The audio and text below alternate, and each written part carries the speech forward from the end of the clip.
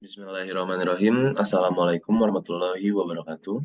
Perkenalkan, saya Arsy Prasidya Farhan, NIM 158191025. Pada kesempatan yang berbahagia ini, saya izin untuk mempresentasikan Take Home UTS Pengelolaan Sumber Daya Air Berkelanjutan yang diampu oleh Bapak Agung, dan semoga dapat menjadi amalan serta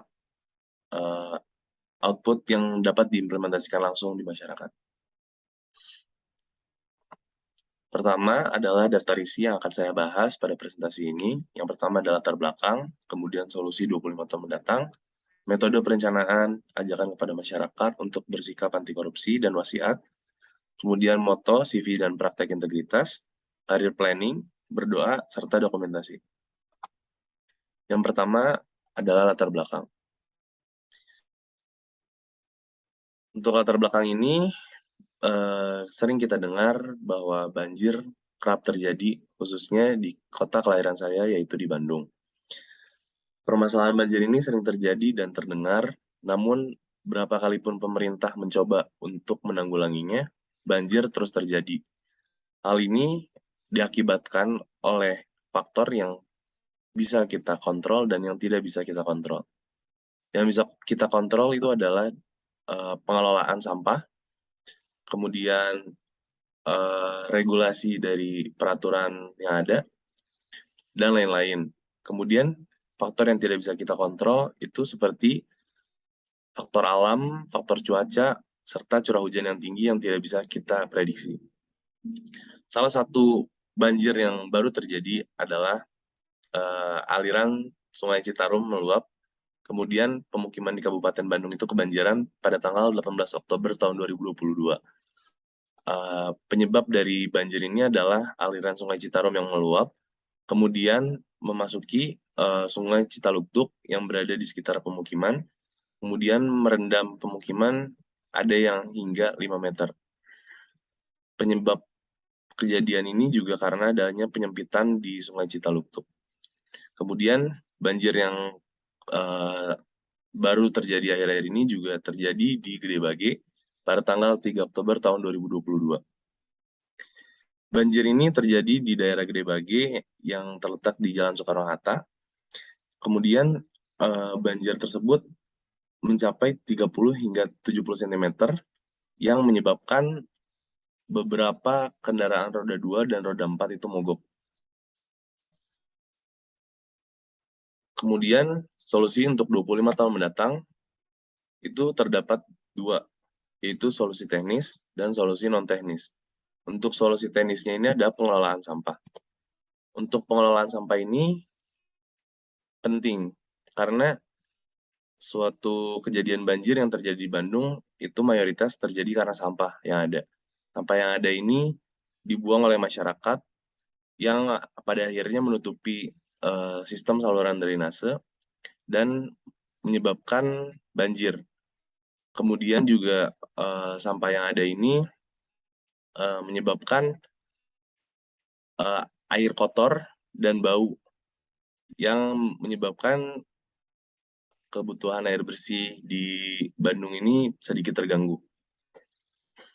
Untuk metode ataupun solusi yang dapat dilakukan untuk pengelolaan sampah ini, salah satunya itu adalah dapat menerapkan metode yang sudah ada di Jepang, yaitu stiker sampah.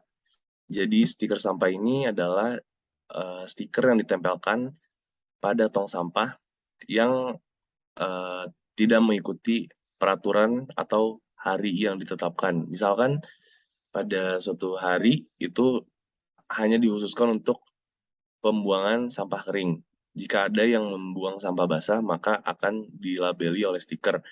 Dan jika sudah terdapat 3 stiker, maka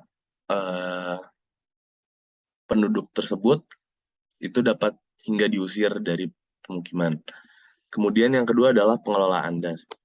Salah satu penyebab banjir adalah karena das yang rusak, sehingga perlu dilakukan pengelolaan das sedemikian sehingga air yang turun pada das tidak terjadi limpasan yang berlebihan, sehingga menyebabkan banjir. Pengelolaan das dapat berupa normalisasi sungai, pembersihan sampah di sungai, kemudian pekerjaan-pekerjaan yang terkait dengan optimalisasi kapasitas pengelolaan air di sungai. Kemudian dapat juga dengan menyiapkan armek di waduk-waduk besar jika sudah mampu dan sudah siap. Armek ini adalah suatu teknologi yang diterapkan pada waduk-waduk jika air yang berada di waduk tersebut sudah mencapai muka air banjir, maka spillway otomatis terbuka dan melimpaskan air berlebihnya itu, sehingga solusi ini bisa menjadi salah satu alternatif untuk menanggulangi banjir.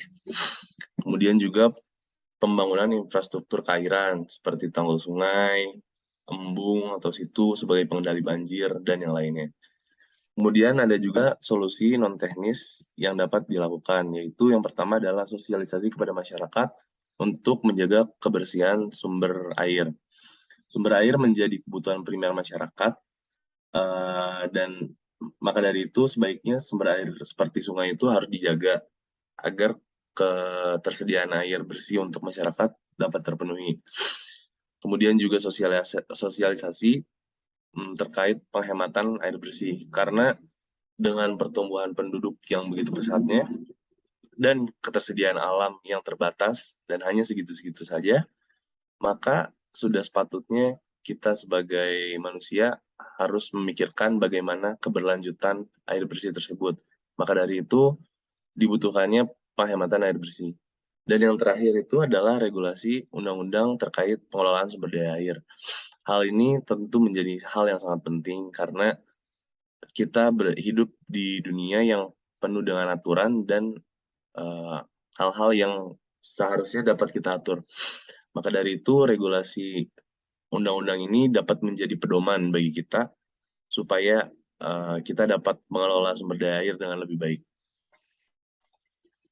Kemudian ada metode perencanaan untuk realisasi dari solusi tersebut. Yang pertama itu ada future search, SWOT, skala prioritas, DISC, dan ISIDLAP.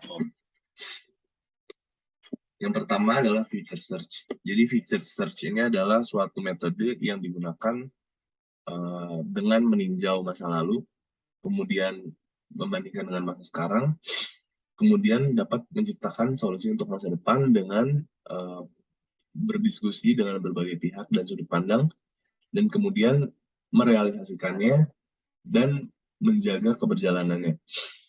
Jadi untuk fasenya ini terdapat 5, yaitu yang pertama the past, atau kalau dikaitkan dengan kejadian yang terjadi itu adalah sejarah terjadinya kejadian banjir di Kota Bandung. Sudah beratus-ratus hingga beribu kali banjir yang terjadi di Kota Bandung, maka dari itu kita bisa banyak belajar dari sana. Kemudian the present, yaitu permasalahan-permasalahan yang terjadi saat ini. Kita harus lebih siap untuk menghadapi segala kondisi yang ada dan juga dapat mengimplementasikan apa yang dapat kita lakukan pada saat itu. Kemudian the future, dengan berlandaskan dari kejadian masa lalu dan implementasi pada masa ini, sudah sepatutnya kita dapat memproyeksikan solusi untuk masa yang akan mendatang hingga 25 tahun ke depan. Kemudian the common ground, itu adalah mendiskusikan solusi-solusi yang dapat menanggulangi permasalahan dengan berbagai pihak dan sudut pandang, sehingga dapat menghasilkan solusi yang efektif. Kemudian yang terakhir adalah action plan, yaitu pelaksanaan dari solusi tersebut. Kemudian yang kedua adalah metode SWOT. SWOT ini adalah suatu metode perencanaan yang digunakan untuk lebih mengetahui kelebihan dan kekurangan baik secara internal ataupun eksternal yang ada dalam diri kita. Dalam hal ini adalah bangsa Indonesia. Yang pertama itu ada strength. Indonesia itu memiliki sumber daya alam yang begitu banyak, khususnya potensi sumber daya air yang dapat dikembangkan. Kemudian Indonesia memiliki banyak generasi muda yang siap untuk dibimbing dan mengemban peranan dalam menjaga pengelolaan sumber daya air. Kemudian, namun Indonesia ini masih memiliki kekurangan yang dapat menghambat untuk perencanaan solusi. Yang pertama itu adalah masih kurangnya kesadaran masyarakat akan ketersediaan air dan penyebab terjadinya banjir. Kemudian pemerintah masih belum fokus terhadap sumber daya air di Indonesia sehingga peraturan belum tegas dan mengikat, serta proyek-proyek penunjang pengelolaan sumber daya air masih belum begitu besar dan efektif, dan juga kurangnya tenaga kerja dalam bidang keairan. Kemudian untuk opportunities-nya ini adalah hal eksternal yang dapat menjadi suatu keuntungan bagi kita. Yang pertama itu ada begitu banyaknya perkembangan teknologi yang dapat diaplikasikan di Indonesia, dan terdapat perusahaan-perusahaan dalam negeri yang siap untuk membantu pengelolaan sumber daya air di Indonesia. Namun ada juga hal-hal yang dapat menghambat yang bersumber dari luar atau eksternal, yaitu perusahaan asing yang mengeksploitasi sumber daya air di Indonesia, kemudian perubahan iklim yang semakin sulit diprediksi, kemudian tidak optimalnya operasi dan pemeliharaan bangunan, dan kesulitan dalam pembebasan lahan, serta persetujuan masyarakat. Kemudian berikut adalah skala prioritas dari solusi yang ada. Yang pertama itu ada solusi teknis dan solusi non-teknis. Saya membuat prioritas ini menjadi keempat bagian. Yang pertama adalah darurat mendesak, kemudian darurat tidak mendesak, tidak darurat mendesak, dan tidak darurat tidak mendesak. Dari ketujuh solusi yang sudah dijabarkan sebelumnya, saya memplot hal-hal berdasarkan dari kedaruratannya dan kemendesakannya, sehingga didapatkan untuk prioritas 1 itu adalah pengelolaan sampah, pengelolaan das, dan menjaga sumber daya air. Kemudian prioritas 2 itu adalah regulasi, undang-undang pengelolaan sumber daya air, dan penghematan air bersih. Prioritas 3 adalah pembangunan infrastruktur keairan, dan prioritas 4 adalah menyiapkan armak pada waduk-waduk besar. Prioritas-prioritas ini juga dilandaskan dari kemudahan atau kemudahan dan juga kemampuan untuk menjalankan solusi tersebut, apakah lebih mudah atau tidak. Kemudian ada juga metode DISC. Metode DISC ini berhubungan dengan karakteristik setiap orang ataupun individu yang berada pada dalam kelompok ataupun bangsa dan negara. Tentunya setiap orang memiliki karakteristik dan kapasitas yang berbeda-beda, sehingga dalam hal tersebut tidak dapat semua orang disamaratakan untuk mengemban suatu pekerjaan, sehingga karakteristik orang dibagi menjadi 4, yaitu dominance, influence, steadiness, dan compliance. Untuk yang pertama itu adalah dominance. Biasanya dominance ini menjadi ketua dalam suatu lembaga atau organisasi, karena orang-orang dominance ini cenderung dapat memimpin, bermental kuat, dan juga dapat diandalkan dalam suatu proyek. Kemudian adalah influence. Influence ini memiliki pengaruh besar terhadap suatu kelompok, sehingga dapat mempersuade atau mengajak banyak orang untuk mengikuti apa yang ada dalam pikirannya. Kemudian yang selanjutnya adalah steadiness. Steadiness ini berarti konsisten, tenang, dan sabar. Menjadi karakter dari orang tersebut, sehingga dia cenderung dapat mengerjakan sesuatu dengan baik dan maksimal. Dan kemudian compliance. Orang-orang yang berkarakter tekun, sistematis, teliti, cermat, dan fokus pada ketepatan dan kualitas.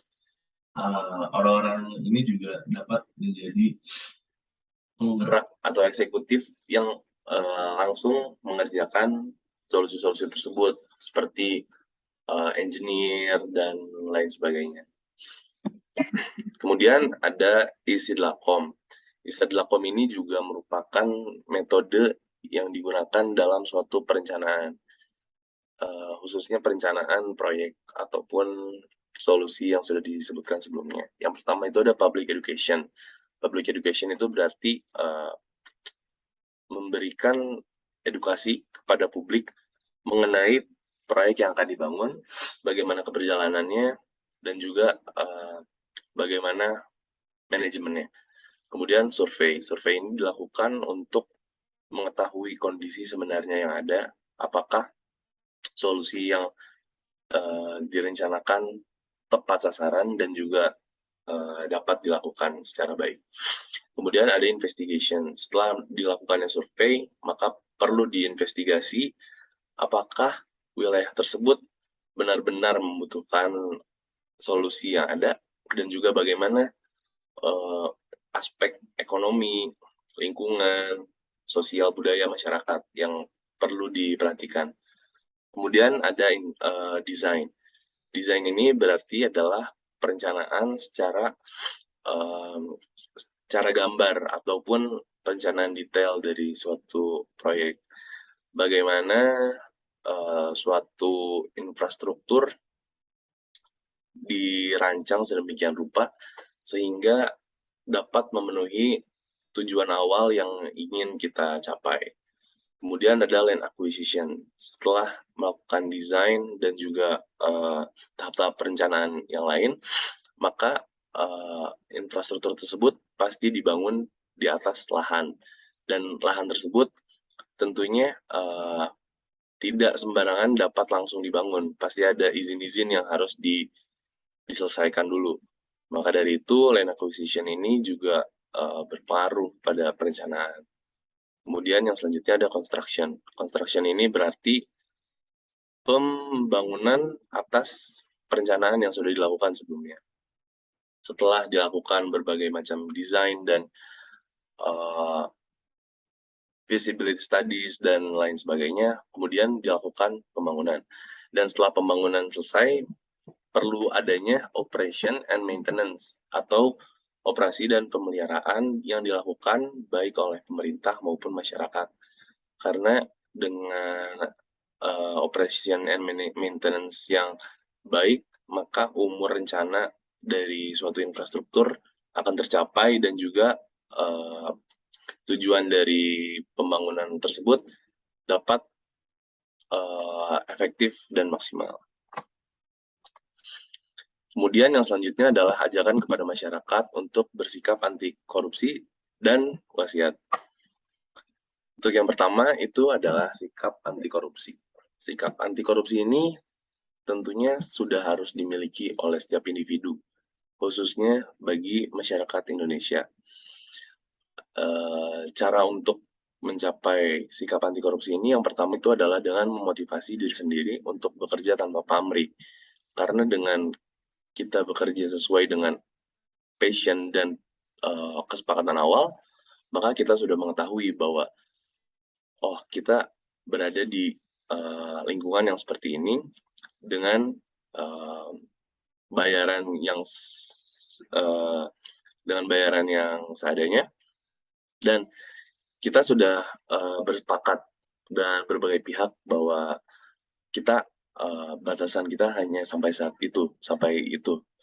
Kemudian juga ada pendidikan bagi masyarakat tentang sikap anti korupsi. Setelah kita mengimplementasikan sikap anti korupsi kepada diri kita, maka kita sudah sepatutnya untuk berbagi ilmu kepada orang lain dan juga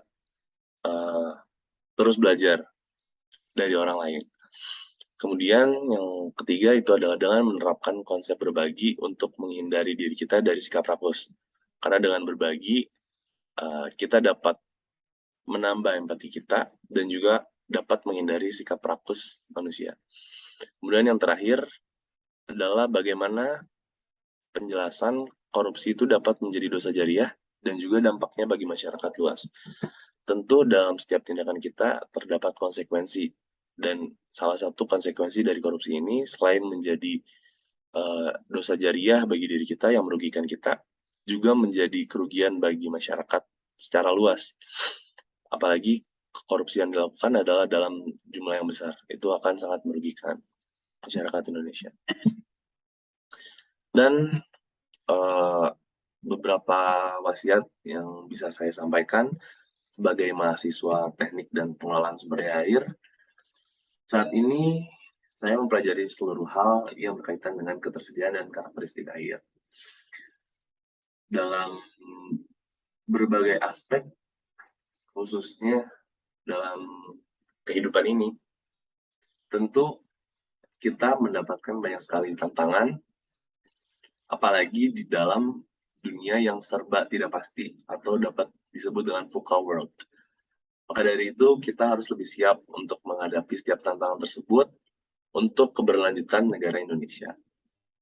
Mari kita kencangkan sabuk, tegakkan badan, dan bersama-sama mewujudkan segala sesuatu yang dapat mendukung keberjalanan dan keberlanjutan air di Indonesia.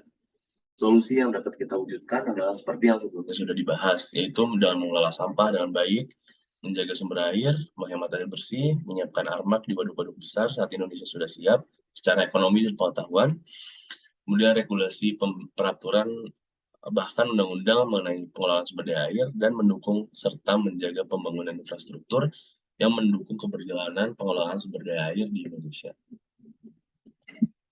Kemudian ada moto, CV, dan praktek integritas. Untuk moto yang saya emban pada saat ini adalah bekerja untuk kesejahteraan seluruh lapisan masyarakat dan keluarga. Tentunya moto ini berlandaskan dari realistis kehidupan, di mana kita bekerja untuk kepentingan orang lain dan juga kepentingan diri kita, khususnya untuk keluarga. Kemudian berikut CV yang saya miliki. Saya saat ini sedang mengemban ilmu di teknik dan pengelolaan sumber daya air ITB. Kemudian beberapa skill yang saya miliki untuk mewujudkan solusi-solusi yang sudah dibahas sebelumnya. Yang pertama itu untuk hard skill saya dapat mengaplikasikan HECRAS, HKMS, SWMM, QGIS, AutoCAD, dan Excel. Serta untuk soft skill-nya saya cukup baik untuk public speaking, untuk memimpin tim, untuk bekerja sama dalam tim, dan manajemen waktu. Sedangkan berikut beberapa development skills program, kepanitiaan dan organisasi yang telah saya ikuti, dan pengalaman bekerja saya yang menjadi sebagai internship di salah satu perusahaan arsitek yang sedang menjalankan pembangunan dorm house pada saat itu. Kemudian untuk praktek integritas ini, setiap pekerjaan yang kita lakukan di lapangan tentu perlu adanya praktek integritas. Untuk mencapai hal tersebut, kita itu dapat menerapkan sikap anti korupsi dalam keseharian kita. Kemudian menjaga keseimbangan alam dengan tidak menggunakan air secara boros, mengurangi penggunaan air tanah, tidak membuang sampah sembarangan, dan menaati semua peraturan yang ada. Dan juga dengan mendukung semua program pemerintah yang berkaitan dengan pengelolaan sumber daya air. Kemudian selanjutnya adalah career planning yang saya rencanakan ke depannya. Jadi yang pertama itu, setelah lulus saya ingin bekerja di bidang konsultan, keairan, atau renewable energy. Contoh perusahaan yang berkaitan itu adalah seperti PT Vail, Royal Haskoning DHP, ICOM, PT JFE, dan masih banyak lagi. Perusahaan tersebut merupakan kebanyakan multinational company, sehingga sudah tersebar di beberapa negara, menangani permasalahan tiap negaranya masing-masing. Dengan masalah yang bervariasi dari setiap negara, kita bisa banyak belajar permasalahan yang dihadapi dan solusi untuk menangani permasalahan tersebut. Selain itu, perusahaan-perusahaan tersebut cenderung memiliki etos kerja yang tinggi, integritas pada masing-masing individu, dan lingkungan yang sangat mendukung untuk berkembang. Setelah lulus, tentunya saya tidak dapat begitu idealisnya untuk memasuki konsultan keairan dan renewable energy tersebut. Sehingga backup plan saya adalah dengan memasuki BUMN yang bergerak dalam bidang kontraktor, seperti PT Wika, Adikarya, Waskita, dan lain sebagainya, atau bekerja di pemerintahan atau PUPR, khususnya di Badan Wilayah Sungai. Dengan bekerja di perusahaan yang terkait dengan pemerintah tersebut, saya dapat lebih memahami sistem yang ada di Indonesia, dan juga begitu banyak ilmu yang mungkin dapat saya dapatkan di perusahaan-perusahaan tersebut. Kemudian setelah beberapa tahun berkarir di perusahaan orang tersebut, barulah saya mungkin bisa membuat personal consultant. Langkah pertama untuk membuat perusahaan adalah menyiapkan berkas untuk pendirian perusahaan. Kemudian menyiapkan modal awal untuk operasional kantor, merekrut pekerja yang sesuai dengan kriteria, sesuai dengan teori DISC, SWOT, dan lain sebagainya. Kemudian setelah saya membentuk tim, maka saya harus mengaplikasikan sikap-sikap anti korupsi, praktek integritas kepada tim saya, sehingga sedemikian rupa saya dapat membentuk tim yang siap secara mental dan juga secara ilmu pengetahuan.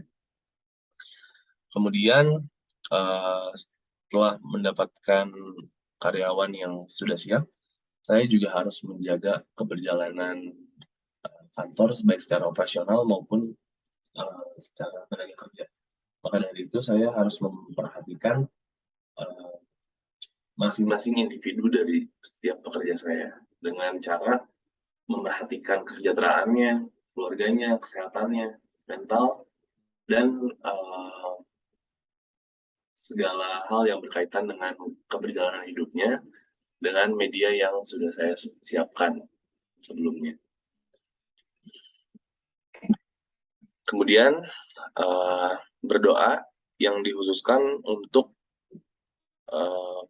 keberjalanan dan keberlanjutan masyarakat Indonesia, khususnya dalam bidang keairan. Mari kita jaga seluruh apa yang sudah Tuhan berikan kepada kita. Niscaya jika kita bersyukur dan menjaga apa yang sudah diberikan kepada kita, Tuhan akan memberikan keselamatan serta kebahagiaan yang lebih. Karena pada dasarnya sumber daya alam diberikan Tuhan memang untuk dimanfaatkan manusia. Namun manusia juga harus bertanggung jawab atas semua yang diberikan Tuhan.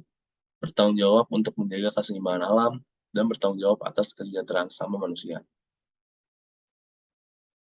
Mari sejenak kita menundukkan hati bersama.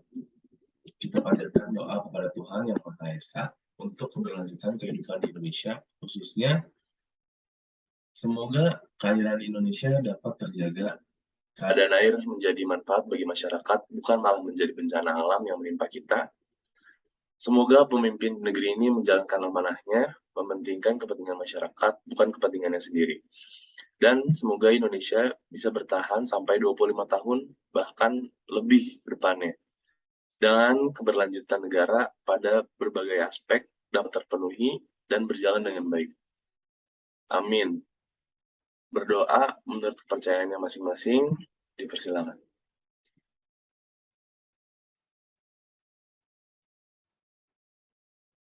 Berdoa dicukupkan. Dan kemudian berikut beberapa dokumentasi hasil dari analisis langsung terjun ke lapang di Gede Bage, dan dapat terlihat pada hari itu setelah terjadinya hujan, dan hujan yang ada itu menggenangi beberapa bagian pada wilayah, dan wilayah ini berada di Pasar Cimol, Gede Bage. Dapat terlihat sampah-sampah yang begitu menumpuknya, kemudian air yang melimpas, dan juga sampah yang menyumbat dari saluran drainase itu sendiri. Kemudian berikut adalah salah satu contoh prototipe pengerjaan UTS ini yang mungkin dapat menjadi media interaktif bagi masyarakat untuk lebih sadar, lebih paham, dan lebih peduli terhadap lingkungan, khususnya di bidang keairan ini, baik untuk pengendalian banjir ataupun ketersediaan air bersih untuk masyarakat.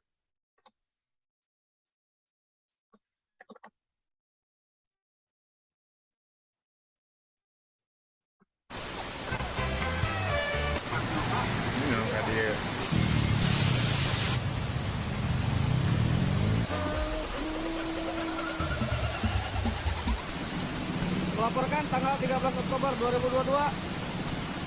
Pasar Induk Gede Bage Bandung kebanjiran. Selamat sore, Komandan. Tumpukan sampah usai Gede Bage banjir.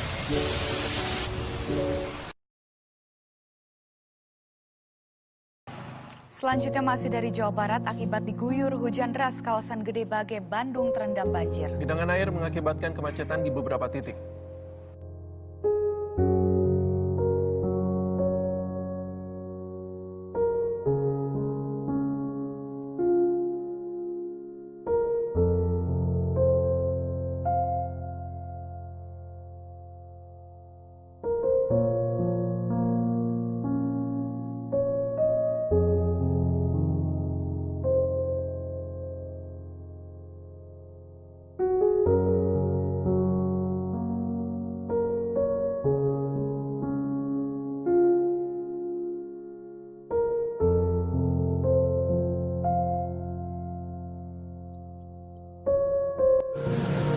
Sekarang saya lagi di Pasar Cimol Gede Bage. Dapat terlihat di sini lagi hujan ya.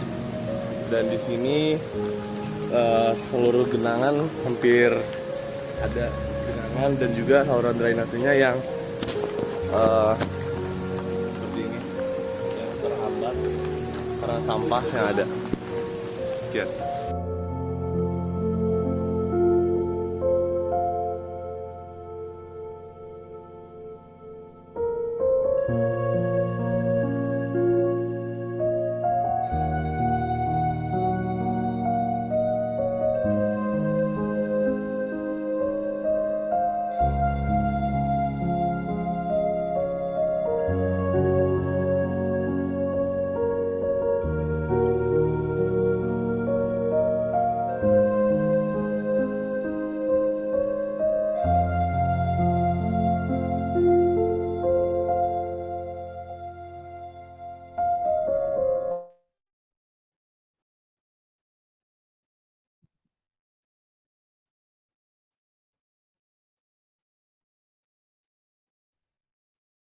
Telah disampaikan bagaimana permasalahan banjir terjadi di Indonesia, khususnya di kota kelahiran saya, di Bandung. Sedih rasanya untuk melihat bagaimana kota kelahiran terus dilanda banjir dan juga mengalami krisis yang tiada hentinya. Maka dari itu, saya mengajak untuk seluruh lapisan masyarakat untuk menjaga kebersihan lingkungan kita, untuk menghemat penggunaan air bersih kita, dan untuk lebih peduli terhadap apa yang terjadi di sekitar lingkungan kita. Dimulai dari diri sendiri, kemudian ke keluarga kita, ke teman kita, dan pada akhirnya ke masyarakat secara luas. Sekian presentasi pengerjaan UTS Take Home saya, Arsi Prasidia Farhan, NIM 158-19025, izin undur diri. Terima kasih.